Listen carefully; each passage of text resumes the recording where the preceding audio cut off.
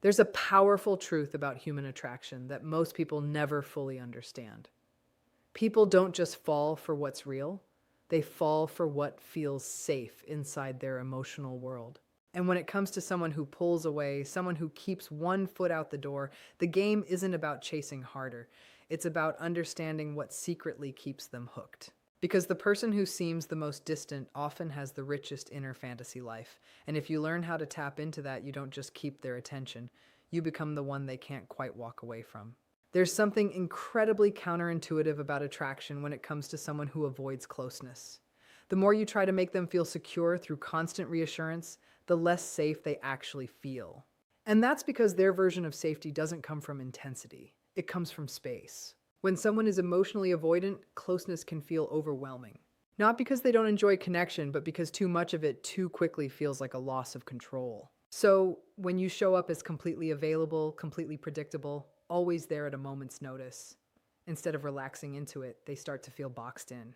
But when there's a sense of mystery about you, something shifts. Mystery, in this context, isn't about playing games or pretending to be someone you're not. It's about not putting your entire emotional world on display all at once. It's about allowing there to be layers to you, things they don't immediately have access to. Because when they don't fully have you figured out, they don't feel pressured to respond in a fixed way. They feel free, and that freedom is what creates emotional safety for them. Think about it like this. If someone feels like they already know exactly where they stand with you at all times, there's an unspoken expectation that they now have to match that level of certainty. And that's where the discomfort begins. But when there's a little bit of the unknown, when you're warm but not overexposed, open but not completely revealed, it gives them room to approach you at their own pace. It allows them to lean in without feeling like they're being pulled. And that distinction is everything. Because attraction, especially with someone who fears emotional pressure, grows best in an environment where they feel like they're choosing it. Mystery creates that environment. It keeps the interaction light, engaging, and intriguing. It invites them to ask questions, to wonder about you, to replay conversations in their mind, and in doing so, they begin investing emotionally without even realizing it. You're not forcing connection. You're allowing curiosity to do the work for you. And curiosity is powerful. It keeps you on their mind when you're not around. It makes them want to come back for more. It creates a sense that there's always something new to discover about you. And that's what keeps them engaged. So instead of thinking, how do I make them feel secure by giving more? You start thinking, how do I create a space where they feel secure enough to come closer on their own? You don't rush to fill every silence. You don't explain every feeling. You don't make yourself completely predictable. You let there be moments where they have to lean in to understand you. And in those moments, something powerful happens. They stop feeling like they need to escape and start feeling like they want to stay. There's a paradox at the heart of attraction that most people struggle to accept. The more available you are, the less you are valued, and the more space you create, the more someone feels drawn toward you. Especially with someone who tends to pull away, distance isn't the enemy. It's the very thing that fuels their desire. When someone has avoidant tendencies, closeness can trigger a sense of losing themselves. It's not that they don't enjoy connection, it's that too much of it too quickly feels like pressure. And pressure to them feels like something they need to escape from. So, when you're always there, always responding instantly, always ready to meet, talk, or give more, it removes the tension that attraction feeds on. It becomes predictable. Comfortable, yes, but not compelling. Distance, on the other hand, creates emotional movement. It gives them the chance to miss you. And missing someone is one of the most powerful emotional experiences there is. Because when you're not constantly in front of them, their mind starts to fill in the gaps. They begin to think about you, to wonder what you're doing, to replay moments you shared. And in that space, feelings begin to grow. But here's where people often get it wrong. They think distance means disappearing, being cold, or withdrawing affection. That's not what creates attraction. That just creates confusion or disinterest. The kind of distance that fuels desire is warm distance. It's the ability to be present and engaging when you're there, but not always there. It's having your own life, your own priorities, your own rhythm that doesn't revolve around them. So when you do connect, it feels intentional. It feels chosen, and that makes it more meaningful. Think about it like this. If someone knows they can have access to you anytime without effort, there's no urgency, no anticipation, no build-up. But when your time and energy aren't always immediately available, they start to value those moments more. They lean in, they make the effort, and most importantly, they start investing. Because people don't just value what they receive, they value what they invest in. Distance invites that investment. It creates a dynamic where they have to come toward you rather than you constantly going toward them. And that shift changes everything. Now, instead of feeling like they're being chased, they feel like they're choosing you. And when someone feels like they're choosing you, their desire becomes stronger, not weaker. So the key isn't to hold on tighter when they pull away. It's to resist the urge to close the gap immediately. Let there be space. Let there be moments where they don't hear from you. Let them feel your absence just enough to recognize your presence mattered. Because in that space, something powerful happens. They stop taking you for granted and start realizing they don't want to lose you. There's a quiet but powerful force driving attraction that most people completely underestimate, and that is the imagination. Because for someone who struggles with closeness, what they feel in their mind is often far more compelling than what's happening right in front of them. Reality by its nature is fixed. It's defined. It's known. But fantasy is limitless. It evolves, it expands, it fills in every gap with possibility.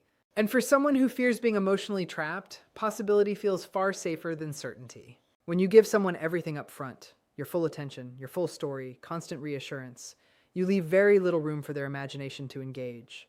There's nothing left to wonder about, nothing left to discover. And while that might feel like you're building connection, what you're actually doing is removing the very element that keeps them mentally and emotionally invested. Because people don't just fall for what they experience, like they fall for what they imagine. They fall for the conversations they replay in their head. They fall for the what-if scenarios. They fall for the version of you that exists just slightly out of reach.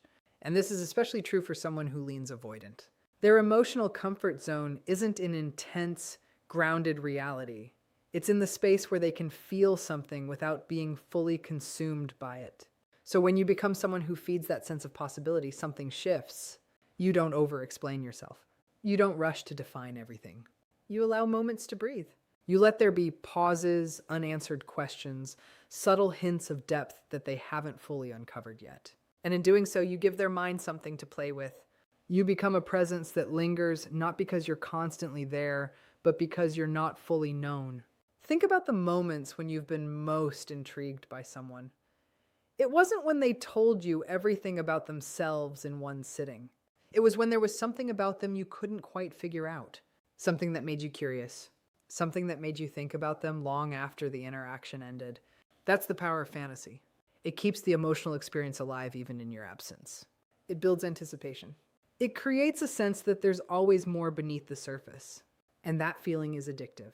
Now, this doesn't mean creating a false version of yourself or being intentionally misleading. It means understanding that depth doesn't need to be revealed all at once. You can be genuine and still be layered. You can be open and still hold parts of yourself back for the right time. Because when everything is given immediately, there's no journey. And without a journey, there's no emotional build. So instead of trying to make everything clear, certain, and defined, you allow a little bit of the unknown to exist. You let them wonder. You let them imagine. You let them come to their own conclusions about you. And as they do, they begin to build a version of you in their mind that feels exciting, intriguing, and emotionally safe at the same time. And once someone becomes attached to that feeling and to that inner experience of you, they don't just enjoy your presence, they crave it. One of the biggest mistakes people make when they feel a connection with someone who pulls away is this instinct to give more time, more attention, more reassurance, more availability. It feels logical, almost like if you just show enough consistency and care, they'll finally relax and meet you in the same space. But with someone who fears losing their independence, overgiving doesn't create closeness, it creates pressure. Because when you're always available, when you consistently prioritize them above everything else, it sends a subtle message. You are now responsible for maintaining this connection. And for someone who already feels uneasy about emotional responsibility, that can feel overwhelming. So instead of leaning in, they lean out. Not because they don't like you, but because the dynamic starts to feel heavy. That's why holding back your availability just enough is so important. It's not about being distant or playing games. It's about having boundaries around your time and energy. It's about not dropping everything the moment they reach out. It's about maintaining a life that exists fully outside of them. When you don't overgive your availability, something powerful happens. Your presence becomes more intentional. Instead of being something they can access anytime without effort, it becomes something they have to step into. And when someone has to step towards you, they begin to invest. Think about it this way. If every message you send is immediate, if every plan is accepted without hesitation, if every moment is available on demand, there's no challenge, no anticipation, no reason for them to stretch toward you. But when your time isn't always instantly accessible, they begin to value it differently. They start to notice when you're not there. They start to appreciate when you are. And more importantly, they begin to make the effort to meet you where you are. Now, this doesn't mean ignoring them or withholding affection in a cold way. It means responding from a place of self-respect rather than urgency. It means understanding that your time is valuable and not everything needs to be immediate. You can take a moment before replying. You can say you're busy and suggest another time. You can prioritize your own plans without feeling guilty. And in doing so, you're showing them something incredibly attractive. That your life is full. That your happiness doesn't depend on their presence. That being with you is something they get to experience, not something they automatically have. This creates a subtle shift in the dynamic. Instead of you chasing connection, they start moving toward it. Instead of you trying to hold their attention, they begin to earn yours. And that shift changes how they perceive you entirely. Because people are drawn to those who value themselves. People are intrigued by those who don't overextend. People respect what isn't freely given without thought. So the goal isn't to give less out of fear. It's to give with intention. To be present when it matters, but not constantly available out of habit. Because when you stop overgiving your availability, you create space for something much more powerful. You create the opportunity for them to come toward you and mean it. There's a subtle shift that changes everything in attraction. And it's the moment you stop trying to move things forward yourself and instead allow the other person to step toward you. Because when someone feels like they are the one choosing, pursuing, and investing, their emotional connection naturally deepens. But most people, when they feel uncertainty, do the opposite. They push. They initiate more. They try to keep the momentum going. And while it might feel like you're helping the connection grow, what you're actually doing is removing the other person's need to participate. Because if you're always the one reaching out, always the one planning, always the one keeping things alive, they never have to. And when they don't have to, they don't feel the same level of investment. This is especially important with someone who tends to pull away. The more you chase, the more they feel like they can relax into distance. But when you step back just enough, you create a space where they have to decide. Do they come forward or do they let the connection fade? And that moment of decision is where real attraction is built. Because when they choose to come toward you, it's not out of obligation. It's out of desire. It's because they felt your absence. It's because they missed your presence. It's because something inside them pulled them back in. And that feeling is powerful, but for that to happen, you have to give them the opportunity. You have to resist the urge to fill every silence. You have to be okay with a pause in communication. You have to trust that if there's something real there, they will feel it, and they will act on it. Now, this doesn't mean becoming passive or disinterested. It means matching energy instead of overextending it. If they reach out, you engage. If they make an effort, you reciprocate. But you don't carry the entire weight of the connection on your shoulders. You allow it to be a two-way dynamic. And in doing so, you create balance. Because a relationship where only one person is moving forward isn't sustainable. And more importantly, it isn't attractive. People feel most connected to what they actively choose, not what is constantly handed to them.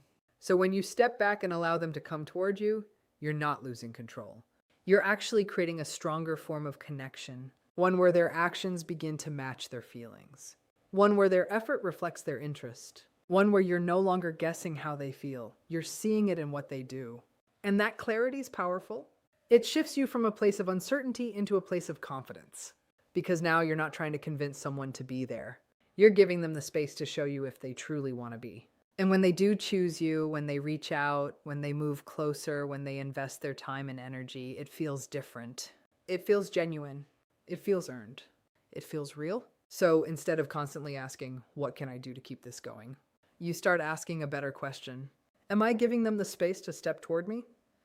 Because when you do, you stop chasing the connection and start becoming someone they naturally move closer to. There's something deeply compelling about a person who cannot be fully predicted, someone who doesn't follow a rigid emotional script, who doesn't respond in the exact same way every single time. And when it comes to attraction, especially with someone who tends to pull away, this sense of emotional unpredictability can become incredibly powerful. Because predictability, while comforting, can quickly become dull. When someone knows exactly how you'll respond, exactly when you'll be available, exactly how much you like them at all times, there's no tension, no curiosity, no reason for them to lean in and pay closer attention. Everything feels certain, and certainty in early attraction often kills intrigue. But when there's a natural variation in your energy, when sometimes you're playful, sometimes you're focused on your own world, sometimes you're warm and deeply engaged, and other times slightly out of reach, it creates an emotional rhythm that keeps them alert. They don't quite know what they're going to get each time, and that uncertainty makes the interaction feel alive. Now, this isn't about being inconsistent in a careless or confusing way. It's about being a full human being, not a predictable pattern. It's about not making your entire emotional expression revolve around them. Because when your mood, your attention, and your availability are always tied to their presence, it becomes easy to read and easy to take for granted. But when your life has its own momentum, when your energy shifts naturally based on your own priorities, your own focus, your own experiences, you become someone they can't fully anticipate. And that's where attention deepens. Because people are drawn to what they can't completely figure out. They start observing more closely. They start thinking about you more. They start trying to understand you on a deeper level. And in that process, they become more emotionally invested. Emotional unpredictability also prevents the dynamic from becoming one-sided. If you're always the one showing the same level of interest, regardless of their behavior, there's no incentive for them to step up.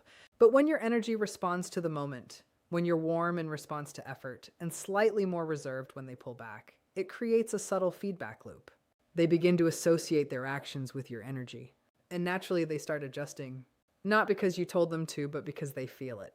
And that feeling is far more powerful than any conversation about expectations. At the same time, this unpredictability keeps the connection exciting. It introduces variety. It prevents things from becoming routine too quickly. One moment feels light and playful. Another feels deep and meaningful. Another feels independent and self-contained. And that range creates a richer emotional experience. It makes being around you feel dynamic, not static. And that's what keeps someone coming back. Because they're not just experiencing one version of you, they're experiencing layers. So instead of trying to be consistently perfect or consistently available, you allow yourself to be real, to have different moods, to have different focuses, to not always respond in the exact same way. And in doing so, you create a connection that feels alive, evolving, and impossible to fully predict. And when someone feels that, they don't lose interest.